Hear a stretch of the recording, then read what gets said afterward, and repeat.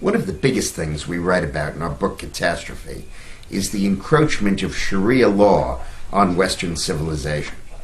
Sharia law, is the basic document for the Islamic community.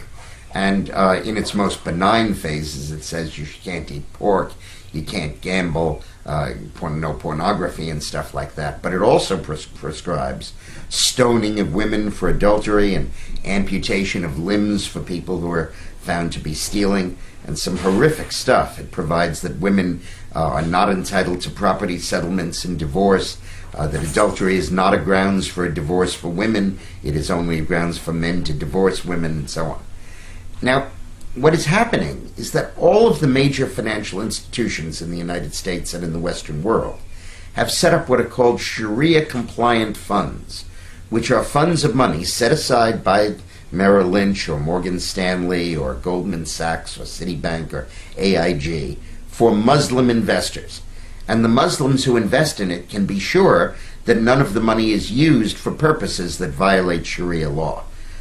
But the people that determine what's kosher, if you will, in these investments are the most reactionary imams in the world.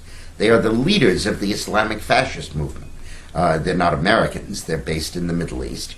And they're the people that run these fundamentalist schools. In fact, a number of them had been bounced off the Sharia boards because they were found to be on terror watch lists. Now, these imams control where this money is invested.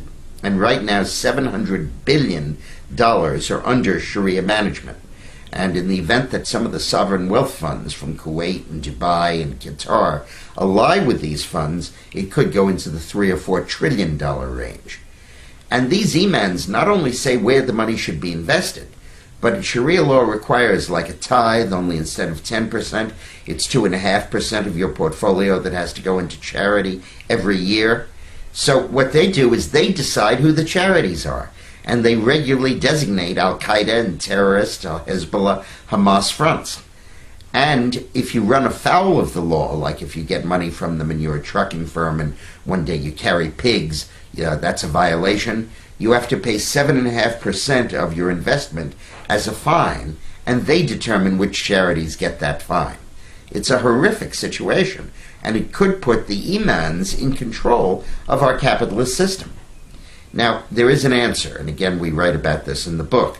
The Center for Security Policy, and we give you the URL in the book, run by a guy named Frank Gaffney, who was in the Reagan Pentagon, is helping sue AIG about its Sharia compliance fund. And get this, they're saying that because AIG is now 80% owned by the feds, this violates church and state separation, and that it amounts to a federal favoring of one religion over the others. It's a fascinating lawsuit, and they need funding. They need help in that lawsuit. And you need to be aware of this threat from Sharia law. So please get a hold of Catastrophe and read about it. Thank you.